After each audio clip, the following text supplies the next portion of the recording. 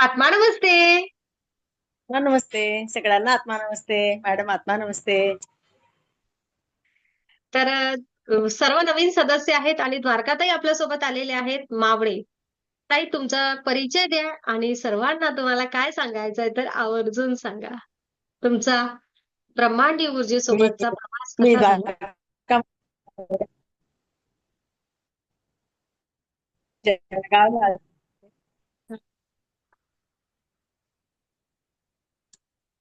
आत्मा नमस्ते. मी द्वारका मावडे जळगावला असते.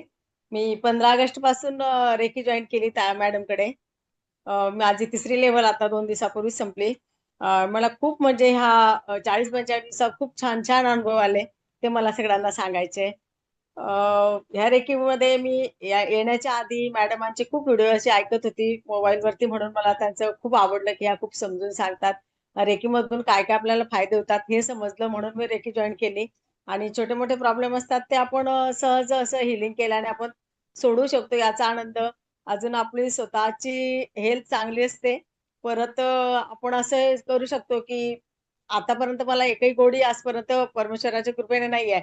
म्हणून मी हाही उद्देश ठेवला की माझं जरी शरीर चांगलं मी ठेवलं तरी मला माझं हे जे काही फी वगैरे करेल करणार आहेत त्याचे ते सगळे वसूल होतील, हाही माझा एक उद्देश होता. आणि खूप लोकांचे अनुभव ऐकलेले होते की खूप मोठे मोठे प्रॉब्लेम जे डॉक्टरांनी सॉल्व्ह झाले नाही ते रेकीमुळे झाले. म्हणून माझा खूप विश्वास बसला रेकीवरती आणि मी हे जॉईन केलं. मला सांगायचं असं की मागच्या महिन्यामध्ये माझे नंदोई भाऊ वारले, तिथे मी धुळ्याला होते 2-4 दिवस.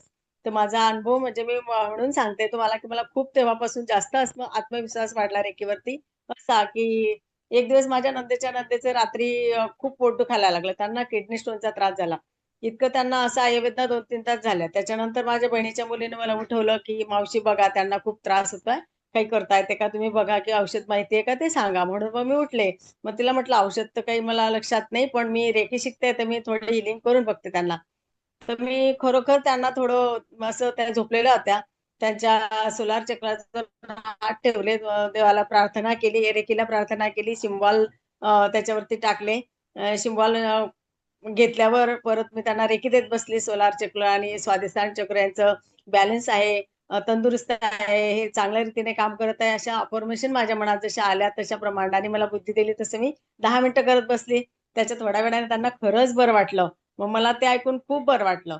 मग ते असं 100% नाही बरं झालं, पण 50% त्यांना आराम मिळाला. कारण ते 3 तासापासून अगदी वेदना त्यांना खूप होत होत्या, की त्यांना खूप रडावंसं वाटत होतं, की मला खूप त्रास होतोय.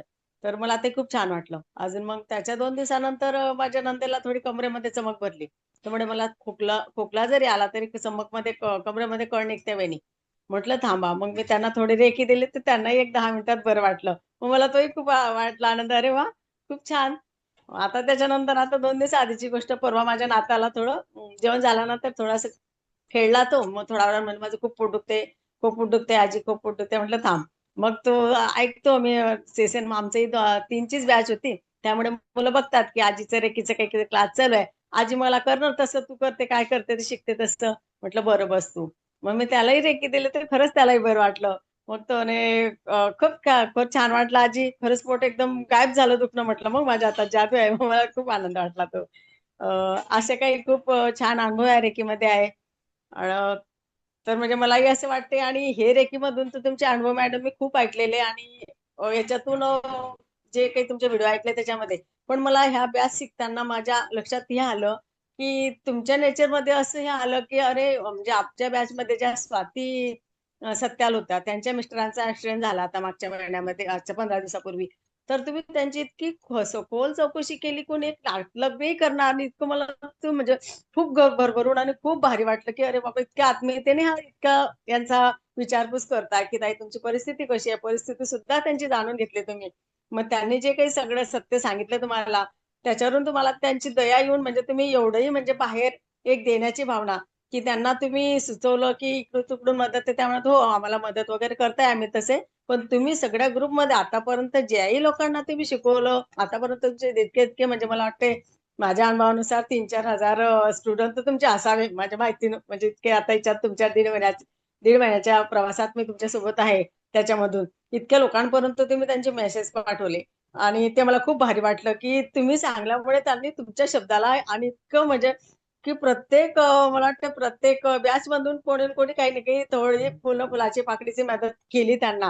हे मला खूप भारी वाटलं, की नाही ते एखाद्यानं ऐकलं असं, "हां बाई, ठीक आहे." तुम्ही रोज अफर्मेशन आपण सगळा ग्रुप म्हणून त्यांना देत होते. हिलिंग देत होते त्यांना, की यांची तब्येत चांगली होत आहे, यांना सुरक्षित आहे, हे असं तसं. ते तिथपर्यंत ठीक होतं. पण तुम्ही मदतीलाही मदत केली, की मदत त्यांना मिळवून दिली. मला हे खूप भारी वाटलं तुमचं, की बघा यांचं म्हणजे असं नाही, की नाही हां, ठीक आहे बाबा बरे होतील असं एवढ्यात-तेवढ्यात नाही का तुम्ही थांबल्या. त्यांना मदत सुद्धा तुम्ही दिली मदतीची मदत करून दिली. हे मला खूप भारी वाटलं तुमचं. म्हणून मला खूप प्राउडफुल वाटतंय तुमच्यासोबत, की बापरे!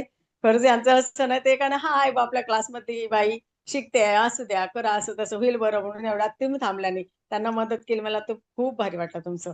त्याच्यासाठी खूप खूप धन्यवाद तुमचे, की यांना म्हणजे असं दुसऱ्यांचं अगदी तुम्ही मला ते पटते तुमचं, की देणाऱ्यांच्या ह्याच्यात बसायचं. आपण घेणाऱ्याच्या लाईनमध्ये नाही बसायचं, देणाऱ्यांच्या लाईनमध्ये बसायचं आणि सगळ्यांना नक्कीच. अगदी खूप मनापासून प्रोत्साहन देतात. हो जाएगा. सगळं काही होईल. ते टेन्शन नका घेऊ. सगळं ठीक होईल.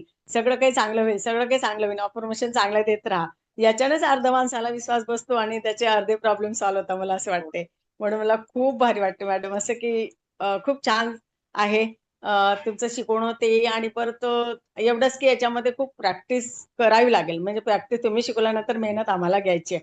मेडिटेशन आम्हाला जास्त करायचे आहे. अफर्मेशन जे देत गेले, ब्रह्मांड आपल्याला किती मदत करतो तो माझा आपला प्रश्न तो असतो, की आपल्याला किती ब्रह्मांड मदत करते हे आपल्या नशिबाची बात. पण खूप मी अनुभव ऐकलेले मॅडम तर मला खूप भारी वाटलं, की इतके लोकांचे माझं तर त्यात पुढे काहीच म्हणजे इतके विशेष इश्यू नव्हते. तरी लोकांचे इतके मोठे-मोठे इश्यू सॉल्व्ह झाले, तर मग मी म्हणते नाही माझेही होणार. माझे तर छोटे-मोठे इश्यू होते. पण मग खरा मुद्दा तर माझ्या स्वतःसाठी मी रेकी केली, की नाही कशात तरी मी अडकून राहावं. आणि मला सांगायला हे आवडेल, की माझ्या मुलाला ना मी काहीतरी केलं पाहिजे हे खूप मनापासून आवडते. आणि तो मला आई नेहमी मला असं म्हणत असतो, "आई रिकामं मन सैतानाचं घर. त्याच्यासाठी तू कशात तरी अडकून राहा. दुसरे विचार येत नाही, रिकाम्या गोष्टी येत नाही. याचे त्याचे मग फोन येतात, रिकाम्या गोष्टी तुम्ही बायका करत असतात. त्याच्यापेक्षा तू तुझं कशात तरी गुंतून ठेव." त्याला इतकं आवडतंय, की त्याने मला तुमचे ते सेशन होते बघा, द द ग्रेट असं काहीतरी ना?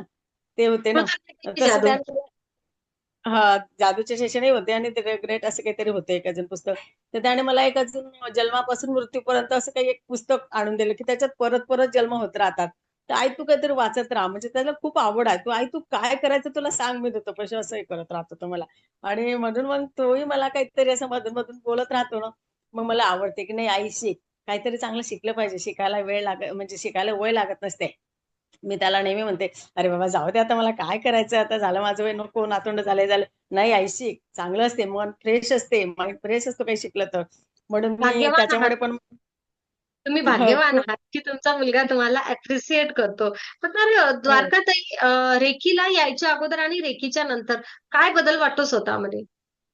स्वतःमध्ये मला असं बदल वाटतो मला ना आता आधी ॲसिडिटी वगैरे मसाले भाजी वगैरे खाल्ल्या किंवा आवर्जून पंक्तीचं जर जेवण केलं बाहेरचं, तर नेमकं बिलकुल ॲसिडिटी झालीच पाहिजे असं होतं.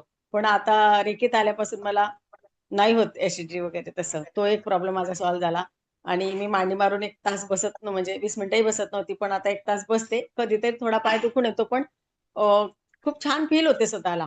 खूप फ्रेश वाटते आपलं माइंड आणि असं म्हणजे असं झालं होतं, आता आम्हाला तर असं वाटलं कुठे गेला दीड महिना हे कळलं नाही. अगदी 2:30 वाजेपासून घड्याळाकडे बघत राहायचं. 3 वाजतील आता काय आता क्लास होणार. सकाळचं मेडिटेशनची वाट जेवण. तर खूप छान वाटायचं. आता असं वेगळं वाटणार म्हणून खूप छान वाटते. खूप भारी वाटते. आणि मला तर खरंच म्हणजे मी परत म्हणजे जितकं कौतुक केलं तितकं कमी राहील, की तुम्ही त्यांची मी तर हे समोर एकच माझ्यासमोर हा एक प्रसंग घडला, की त्या बाईला तुम्ही इतकी मदत केली, की अजून वस्तू विशेष म्हणजे तुम्ही हेही म्हटलं, की माझ्या मिस्टरांना मी सांगेन वगैरे म्हटलं बघा. म्हणजे किती यांची मदतीची हे इतकी भावना नक्कीच. मोठी, आपला परिवार आहे. जेव्हा एखादी व्यक्ती ऊर्जेसोबत जुळते आणि त्या परिवारामध्ये त्यांच्या काहीतरी दुःख, वेदना येतात, तेव्हा त्या सगळ्या गोष्टींना मदत करणे आपलं परम कर्तव्य आहे. आणि आणि माझी आपल्याच्याने जेवढं झालं तेवढं आपण करावं. त्यामध्ये काहीच मोठेपणा नाही आहे किंवा त्यामध्ये असं पण नाहीये, की बाबा मी केलं. खरं म्हणजे ना, आपल्याला ती संधी दिली भगवंतानी, आपली परीक्षा घेतली, की या प्रसंगामध्ये तुम्ही कसे वागू शकता. या नाही परीक्षेत पण तुम्ही पास होता का? ही परीक्षा असते. आध्यात्मिक परीक्षा असतात ह्या आपल्या. आणि असं कधी आता रेकीला जुडलो तेव्हापासून खरंच ब्रह्मांडीय ऊर्जेच्या कृपेने माझ्या मंजुश्री हिलिंग इन्स्टिट्यूट परिवारामध्ये कधी कोणाला मोठ्या वेदना, मोठं दुःख खरंच सामोरे जावं नाही लागलं. मला आतापर्यंतचा अनुभव आहे. कधीच नाही. आतापर्यंत कधी कोणाला असं मोठ्या वेदना झाल्या बाबा नाही. सांग. उलट ते अनेक प्रसंगांमधून वाचले. कुठेतरी एकट्याच दादांना थोडंसं झालं. पण त्यामधूनही मार्ग निघाला. यासाठी खूप ब्रह्मांडाचे धन्यवाद. त्यांनी त्यांच्या लेकीला पिलर्स केलेला होता. लेकीला खरोचही लागली नाही. थोडंसं डोक्याला लागलं होतं, पण वडिलांची तब्येत खूप खराब. म्हणजे काय ना, ऊर्जेसोबत तुम्ही आहात. तुम्ही जर पिलर्स घेतलेला आहात, पिरॅमिड केलेला आहात, तर त्या संकटामध्ये सुद्धा स्वतःचं संरक्षण करण्याची ती क्षमता तुमच्या आभामध्ये निर्माण होते. एका माझ्यात गाडीवर तसंच बसलेले 2 जण, एका टू व्हीलरवर बसलेले 2 जण, एकाची तब्येत एवढ्या मोठ्या प्रमाणात खराब आणि एका जणाला काहीच नाही. तर हे आश्चर्य अनेक जणांना वाटलं. पण पण काय करणार? ऊर्जेचा अनुभव आहे तो. आहे ना, अनुभव. संकट तर दोघांवरही होतं. पण माझे हिच्यावर दोघं थोड्या वेळात निघून गेलं. असं ब्रह्मांड मदत करत असते. हं. तसं माझ्या दोघं सुना मला नेहमी म्हणत असतात. आई म्हणजे मोठी सून पण नेहमी म्हणते, आईला असं ऍक्टिव्ह राहायला खूप आवडते, की शिकायला आवडते आणि मला म्हणजे असं कुठे प्रवासातून आले तर थकवा वगैरे वाटत नाही. त्या कुठे तर प्रवासातून आला तर कंटाळा आला, आता थोडा आराम करायचा वगैरे मला तसं वाटत नाही. तर त्या नेहमी मला असं म्हणत राहतात, की आई तुम्ही नेहमीपासून अशी स्मृती तुमची चांगली आहे. असं शिका, तुम्ही तुम्ही करा जर असं का काही. तुम्ही ध्यानधारणा करत असाल, तर तुमची ऊर्जा लेव्हल वाढलेलीच राहणार. कायम लक्षात ठेवा. ओके. हम्म. तुम्हाला एनर्जी स्वतःची टिकवून ठेवावी लागेल आणि ही एनर्जी टिकवण्यासाठी मेडिटेशन करा. द्वारकाताई, आता आपण इथपर्यंत आलेलो आहे. आपण छान आपला प्रवास केलेला आहे. आता यापुढे सुद्धा मेडिटेशन मात्र नियमित सुरू ठेवा आणि बघा, एका कुटुंबामध्ये जेव्हा एक व्यक्ती ध्यानी असते ना, तेव्हा ती त्या संपूर्ण कुटुंबाचं संरक्षण करण्याची क्षमता तिच्यामध्ये येते. तर आता तुमच्यावर ती ब्रह्मांडाने दिलेली जबाबदारी आहे, की तू तुझ्या कुटुंबासाठी काय करू शकते. तर ऊर्जेचा उपयोग करा. नक्कीच आवड असेल तर पुढचाही प्रवास करा ग्रँडमास्टर पर्यंतचा. तुम्हाला शुभेच्छा आहेतच. असेच मस्त राहा, तंदुरुस्त राहा, आनंदी राहा, छान राहा. हं. तुमचं हेच आवडते, की तुम्ही मेडिटेशनच्या वेळेस सगळ्यांना हिलिंग देतात, आशीर्वादाच्या मुद्रेत हात ठेवून सगळ्यांना आहे ना, ते खूप भारी वाटते. म्हणजे आज सगळ्यांना सगळ्यांची ऊर्जा पोहोचते, ते खूप छान वाटते. नक्कीच. आणि हे केलंच अ, पाहिजे. आणि मी आतापर्यंत मॅडम हे ऐकलं होतं. आतापर्यंत मी हे ऐकलेलं नव्हतं, की जसं पितरांना पण आपण हे करू शकतो. ऊर्जा पितरांना देऊ हिलिंग शकतो. वगैरे किंवा पितरांना आपण फक्त माणूस जातो तेव्हा आपण एवढंच म्हणू शकतो, की याच्या आत्म्याला शांती लाभो, बस हेच म्हणतो.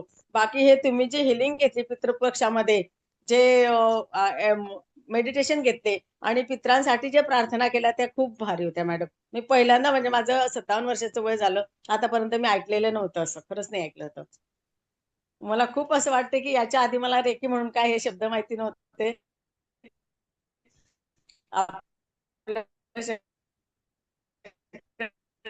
शहरात 6 चक्र असतात हेही माहिती नव्हतं. असं प्रार्थना देऊन त्यांच्या ऋणातून आपण सोडतो आणि त्यांना आपल्या ऋणातून आपण मोकळं करतो, की तुम्हाला आम्ही माफ केलं, तुम्ही आम्हाला माफ करा. हे खूप छान भारी आहे शिकवणं तुमचं. खूप छान आणि मी हे मेडिटेशन खूप छान छान वाटले तुमच्या पितृपक्षातले. पितरांसाठी जे काही प्रार्थना केली ते खरंच जे पितृदोष लागतात ते खरंच याच्यानं नक्कीच निवारण होत असतील. नक्कीच. मग आता एवढ्या बोलल्याच आहात धन्यवाद मॅडम. तुम्ही. एवढ्या बोलल्याच आहात, तर मग सकाळी 5 वाजताच्या नवरात्रीच्या मेडिटेशनला उठत आहात का तुम्ही? हो, उठत होती ना खूप छान. चांगलं म्हणजे लाईट बंद ठेवावा लागत होता कारण घरात झोपलेले असतात.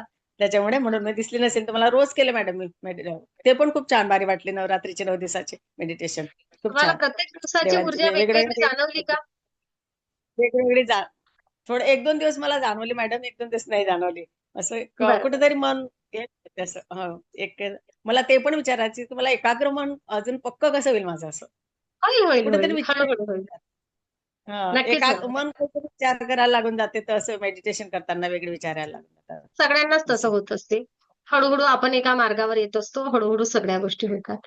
ओके. म्हणूनच तर तुम्हाला म्हटलं ना, करा मेडिटेशन. मेडिटेशनला जुडलेलं राहा. मग हळू-हळू बऱ्याच गोष्टीचा बदल आपल्यालाच आपल्यामधला समजतो. हं. ओके. नक्कीच. खूप खूप धन्यवाद धन्यवाद. द्वारकाताई. आत्मा नमस्ते. खूप आत्मा धन्यवाद. नमस्ते. मनाचे धन्यवाद. धन्यवाद.